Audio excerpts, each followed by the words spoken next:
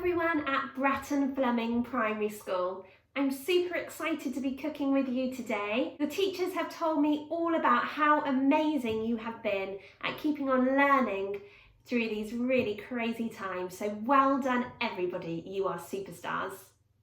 So today we're going to be making super stuffed. Hello everyone and welcome to our cooking session today. I'm so excited to be cooking with you and to be making our super stuffed peppers today. So my name's Claire and I run the Time to Cook Club's online cookery sessions for children and adults. So today we're going to be making one super stuffed pepper which would make an ideal lunch. Before we start, you need to go and ask your grown-up to preheat the oven to either gas mark 6 or 200 degrees or 180 degrees if you're using a fan oven. The reason we need to preheat the oven is to make sure that the oven is at the perfect temperature to cook our bakes in when we're ready to pop them in.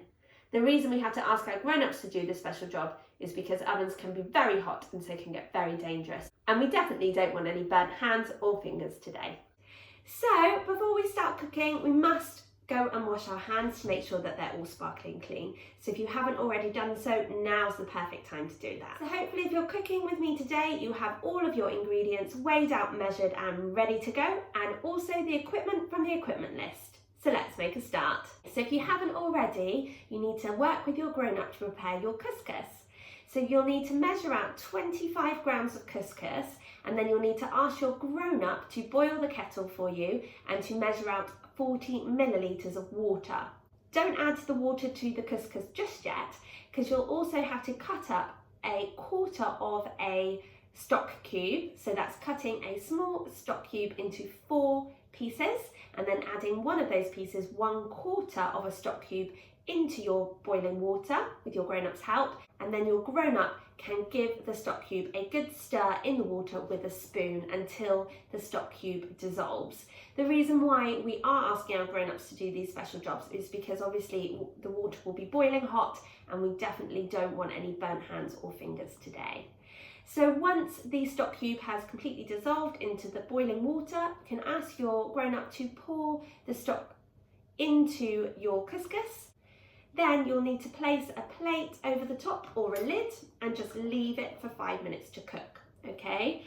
You can finish by taking a fork and just fluffing up your couscous. So I'm just kind of moving my fork around the couscous, okay, which is going to help to start to separate some of the grains. Okay, and that's your couscous all sorted. Okay, so we're going to be using a spring onion in our recipe today, and this is a spring onion. So before we start, you might want to just peel back one of the layers of the onion to kind of freshen it up a little bit. Like me, you found your spring onion at the back of the fridge. Okay, so just freshen it up a little bit, and then we're going to cut the roots and the shoot off. Okay, so if we hold our spring onion like this, you'll see you have got a little hairy bit on the end. Okay, they are your roots. So what we're going to do is with a knife, we're going to carefully cut the roots off of your spring onion. Now, just before we start to use our knives, there are some golden rules that we need to follow, okay? So whenever we're chopping any vegetables or any ingredients, we always do so on a chopping board. We're always looking at what we're doing the whole time, and we're always keeping our fingers well away from that knife blade, okay? So we're just going to chop off the hairy bits, which are the roots, and then this bit up here is the shoot, okay? So when it's growing in the ground, it will grow, obviously the roots will be in the soil and the shoot will be coming out. Okay, so if you take a look at your spring onion, you'll see that it's white right at the bottom and then it starts to get greener. So just where it starts to get greener, you want to cut that bit off, okay? You can use the shoots in things like soups to add a really lovely flavour, but today we're just going to be using the white part of the bottom of the spring onion. Great work, guys, well done. Now, what you're going to do is you're going to pour that couscous that you prepared earlier into your mixing bowl. Okay. You're then going to use some scissors to cut the spring onion into small slices to add to the couscous. If you don't have any kitchen scissors, don't worry. You can just use your knife on the chopping board, following our golden rules, to cut the spring onion into small slices. But I'm going to use some scissors, Remember that scissors do have really sharp blades too, so keep your fingers well away from those, okay? So we're just going to cut it into nice and small pieces. So when you cut your spring onion, it will look a little bit like there's kind of rings coming off it into your couscous. And like I said, this is going to add a really lovely flavour to your couscous. And just continue until you have cut all of your spring onion into small pieces. Now with this video, if you need to pause it at any time to catch up, please do so by pressing the pause button on the device that you're watching it on. There is absolutely no rush, so please do take your time. It's now time for us to prepare our mushrooms.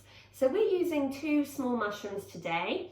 I'm going to peel my mushrooms, and to do that, what I'm going to do is I'm going to take the stalk out, give it a wiggle, and then take it out, okay? And then you can pop your thumb into the middle of the mushroom where there's a hole, and you can try and have a feel of the skin, which is just underneath, and then peel it round, okay? So you're just kind of cleaning up the mushroom.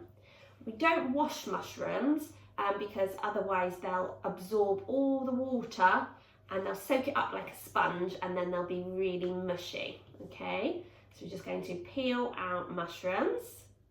Great work, guys. And then we're going to chop them. So when we're chopping our mushrooms, what we can do is we can make like a little rainbow bridge over the top of our mushrooms, okay, and then cut them down the middle, okay, like so, and then we're going to cut them into small pieces. But like I said, please do be really, really careful and just take your time, okay? There is no rush. And we're just going to do the same to both mushrooms.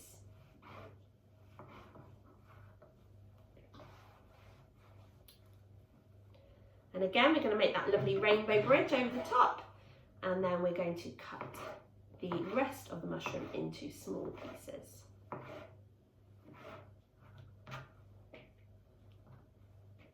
Now, mushrooms are really, really good at giving you vitamin D, which is the same vitamin that the sun gives us as well. So it's not been very sunny recently, so we all should definitely be eating lots of mushrooms. We're also going to be using 3 cherry tomatoes. Now these tomatoes can be a bit cheeky and can be rolling around our board. So can you see at the top of your tomato there's a little indent, like a little green bit where your tomato was originally on the stalk when it was growing. So what we're going to do is we're going to place our tomatoes on our chopping boards so the little bit, the green circle, is at the bottom, and that will help to keep your tomato on the board. We're doing that rainbow bridge again, okay, before chopping each half into small pieces, okay, and adding it to our mixing bowl. We're also going to add the raisins, and we're going to stir our mixture really well with a spoon.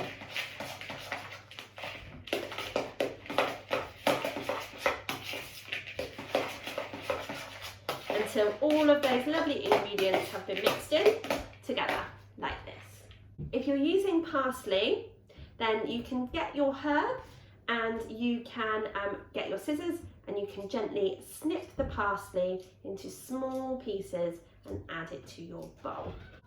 Now, using fresh herbs is a great way to add a big burst of flavour to your dish. And again, you're going to give that a stir. And then if you're using them, you can add your pine nuts now. And again, you're going to give that a stir.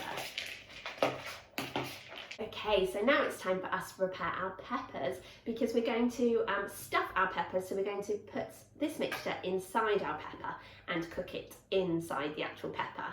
So you need to get your pepper with the stalk facing up, okay? And then we're going to pop our thumbs either side of the stalk and we're going to push down hard. Okay, so you should have popped the stalk down inside the pepper. So now you can ask your grown-up to help you to cut around the rim of the pepper. Okay, so we're going to make a kind of bigger hole, okay, like so. It's quite tricky, which is why we're asking for you to get your grown-ups to help you. Now what we're going to do is we're going to turn that pepper upside down onto your chopping board, and we're going to give it a tap, tap, tap, tap, tap, and that should help to get all the seeds out. Okay, if you have a look and you've still got seeds there, then you can do it again, okay? And you can also use your fingers to just pull out any kind of white bits from the pepper, okay? And any seeds. So we're just trying to get all of those seeds out before we start putting our mixture in. So before we start stuffing our pepper, we need to grate our cheese, okay? So you'll need a cheese grater. Now, be really careful when you're grating your cheese because the blades are really sharp. They can cut cheese, so they can definitely cut your fingers, okay? So to grate our cheese, we're going to hold our grater really firmly with one hand and the cheese with the other, and we're just going to stroke our cheese all the way down our grater, being really, really careful that we're keeping those fingers well away from the blades. Okay, so go nice and slowly with this. You definitely don't want any grated fingers. Now, if you have a grater like mine, you can look in the middle and you can see the cheese starting to come out, okay? So there's two sides of the grater, maybe, if you've got the same grater as mine. So you can use either side really, okay? And if you have any bits of cheese that are too small to grate, you can just pop them in with the rest of your cheese. So now what you're going to do is you're going to stuff your pepper. And to do that, you'll need your spoon. And what you're going to do is you're going to spoon the mixture that you've prepared down into the pepper, okay? And you can use the back of your spoon to gently pat it down, okay, so that you know that you're filling up the whole pepper, okay? You do need to leave a little bit of room at the top because that's where you're going to pop your cheese, okay?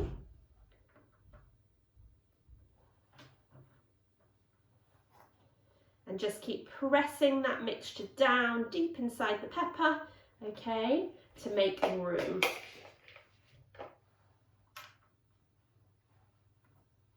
Okay, great work. So once you've stuffed your pepper, you can then get your cheese and you're going to pop your cheese into the top part of the pepper. Again, using your fingers to press down, okay? You might not need to use all of your cheese, just see how much you can fit in. So you need to wrap your pepper in tin foil, like so, okay, so that it's completely covered. Keep it standing the right way up, otherwise all the cheese will fall out. And then you're going to pop it onto a baking tray. Now what you need to do is you need to go and ask your grown-up to pop your pepper into the oven to cook for 20 minutes. After 20 minutes, grown-ups, what you're going to do is you're just going to peel back the top of the tin foil so you can see the cheese, and you're going to cook it for a further 7 to 10 minutes until the cheese is lovely and golden brown on top and bubbling.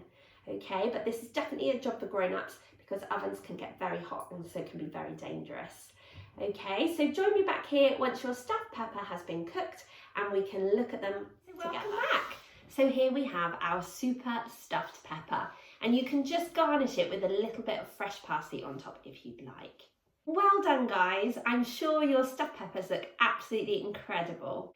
I really hope that you enjoyed joining in with me, but more importantly, I hope that you enjoy eating it and sharing it with your family.